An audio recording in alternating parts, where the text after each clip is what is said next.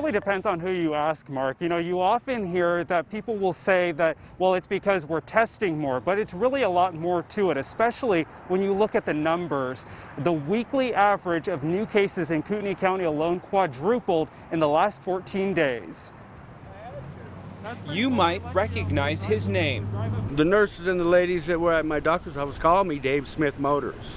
The irony is, this Dave Smith doesn't own a motorized vehicle. Instead, he opts for something simpler. I can get around town just as fast on my bike as I could in a car. And it didn't take him long either to zip on down to Kootenai Health. The line to get tested for COVID-19, though, wasn't such a breeze.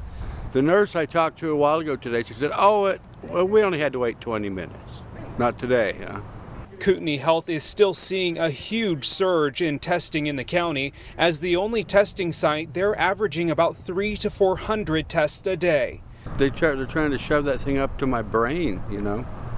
The Panhandle Health District reported 97 new coronavirus cases on Thursday alone. That's the highest single-day spike in cases since the pandemic began.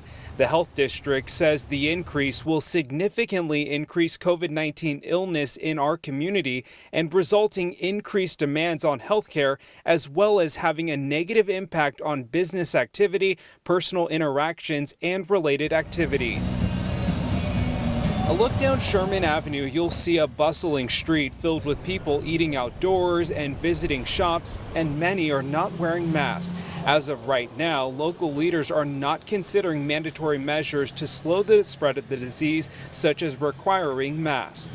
You know, it's an individual opinion that people have or decisions that they have in wanting to do this, but I think it's better safe than sorry. Though it's not a requirement, Milton and Janelle Lang chose to wear one anyway. I think the idea too, as everyone says, not only are you protecting yourself, but you're protecting others. So we think it's important.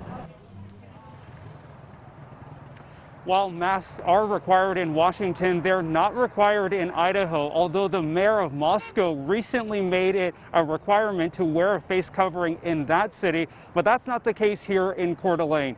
We've walked around Sherman Avenue this evening, not a lot of people wearing face coverings or even social distancing, and it's expected to be another nice weekend here in the Inland Northwest.